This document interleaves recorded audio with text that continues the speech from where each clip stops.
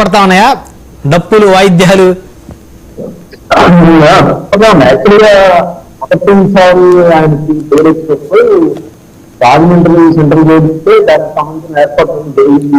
ఆ తర్వాత ఇంకొక కేసు, ఆ కేసులో మళ్ళీ ఆయనకి జైల్లో రిమైండ్ తీసుకోండి అన్ని నేర్పథ్యం ఇప్పుడు కూడా మీకు ఏర్పాటు మీరు చూసే ఉంటారు. వంగాగేటి గారి మాజీ హోంమంత్రి కాగేటి వంటి ఆయన, తర్వాత వేణుగోపాలకృష్ణ గారి మాజీ మంత్రి, వీళ్ళందరూ కూడా ఆయన జక్కంపూడి రాజా, రాజశేఖర రాజా, వీళ్ళందరూ కూడా కనిపిస్తాం.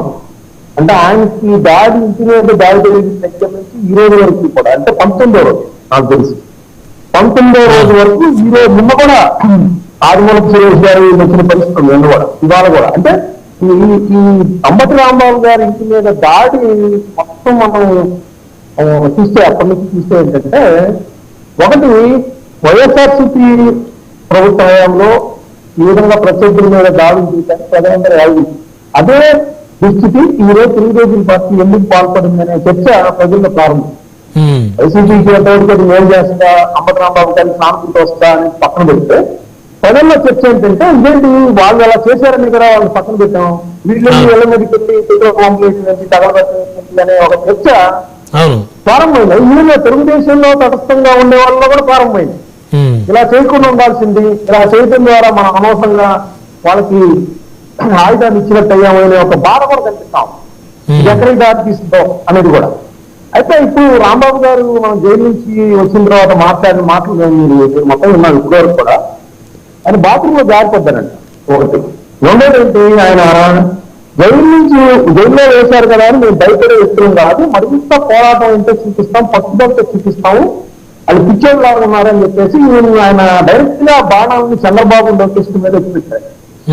ఇంకోటి కూడా పోలీసులను అడ్డు పెట్టుకుని ప్రత్యర్థులను తొలగించే ధోరణి చంద్రబాబు లోకేష్ లో ఉంది అని మాలో ఎవరు లేదు, ఎప్పుడైతే విమర్శలు మాత్రమే చేస్తాం కానీ ఇలా కక్షగత ప్రతీకార రాజకీయాలు. అయితే ఇదంతా పైన దేవుడు చూస్తున్నారు కాబట్టి మాకు ఒక రోజు వస్తుంది, ఆ రోజు వరకు మేము ధర్మంగా న్యాయంగా వెళ్తున్నాము, కేవలం జైల్లో ఉన్నంత మాత్రాన మా యొక్క ఆత్మస్థైర్యాన్ని దెబ్బతీయడం. అయితే మా ఇంట్లో పిల్లలు కానీ, భార్య కానీ, మనవాళ్ళు కానీ వాళ్ళు కొంత భయపడిన మాట వాస్తవం. ఇంత దాడి జరిగినప్పుడు ఏ విధంగా భయపడతారు కదా పిల్లలు, దాడి జరిగితే నన్నైతే ఏం భయపెట్టలేదు. మరింత అప్పుడు రాజశేఖర రెడ్డి గారు అంటున్నట్టు కాంగ్రెస్ అధినాయకత్వం పోవడం, ఇప్పుడు జగన్ గారు అంటే బొందిలో ప్రాణం ఉన్నంత వరకు కూడా నడుస్తారని కూడా ఆయన స్పష్టంగా చెప్పారు. రేపు ప్రెస్ మీట్ లో ఇంకా చెప్పారు. ఇంకోటి కూడా చెప్పారు సార్, ఇలా గమనిస్తే ఆయన దాడి జరుగుతున్నప్పుడు ఆయన ఇంట్లో ఉంటే కొంతమంది వచ్చి పోలీస్ అధికారులు, సార్ మీరు ఇక్కడ నుంచి పారిపోండి సార్ అన్నారు. పారిపోండి సార్ అంటారు. ఒక సీఏ అయితే గోడకు వెళ్ళిపోండి సార్ అన్నారు.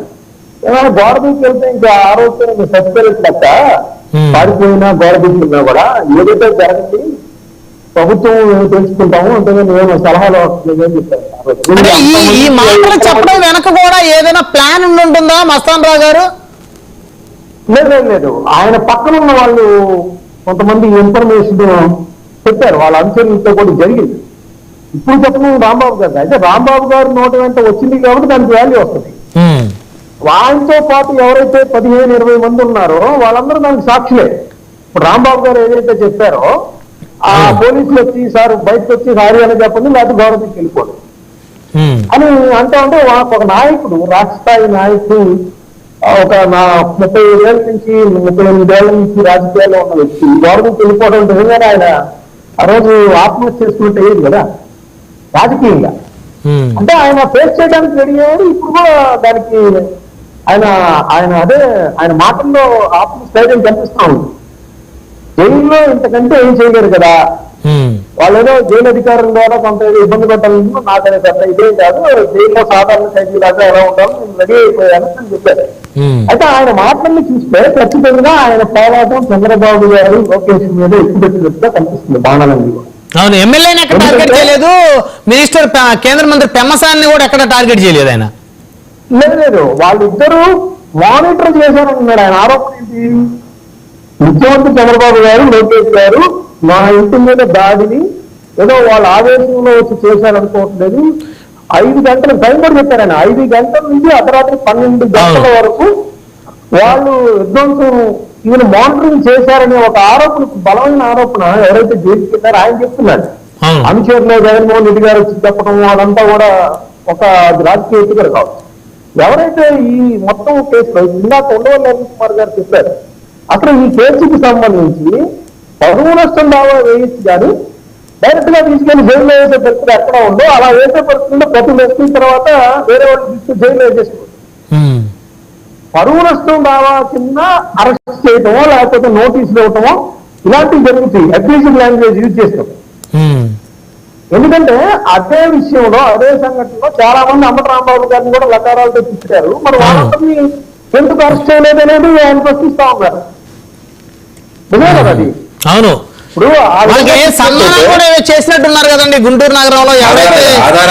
ఆధారాలు పంపితే అరెస్ట్ చేస్తామని హోంమంత్రి గారు శాసన మండలిలో చెప్తున్నారు.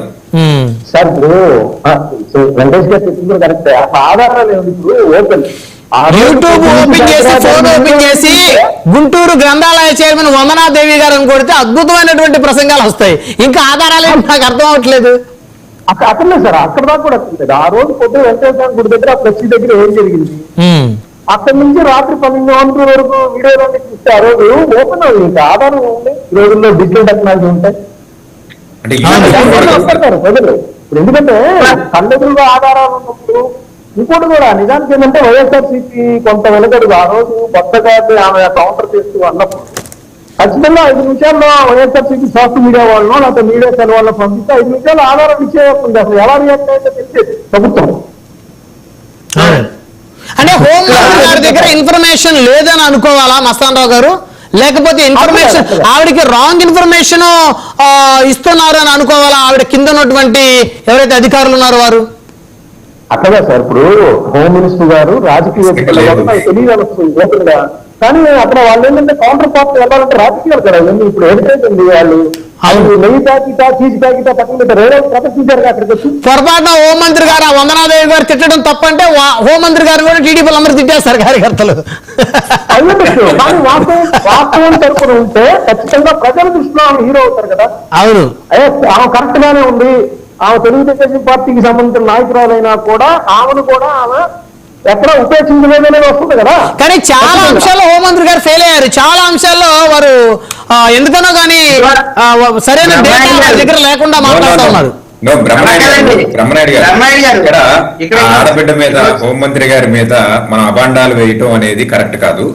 శాంతి భద్రతలు అనేవి హోంశాఖలో మిళితమై ఉంటాయి. ఎప్పుడు కూడా ప్రతి ప్రభుత్వంలో కూడా శాంతి భద్రతలు అనే కార్యక్రమం ఏదైతే ఉందో అవి ఎప్పుడు కూడా చీఫ్ మినిస్టర్ దగ్గర ఉండవు, హోమ్ మినిస్టర్ దగ్గర ఉంటాయి. అన్ఫార్చునేట్లీ ఈ ప్రభుత్వంలో ఈ రాష్ట్రం యొక్క శాంతి భద్రతల వ్యవహారం అంతా చంద్రబాబు నాయుడు గారి చేతిలోనే ఉన్నాయి కానీ హోంమంత్రి గారి చేతిలో లేదు.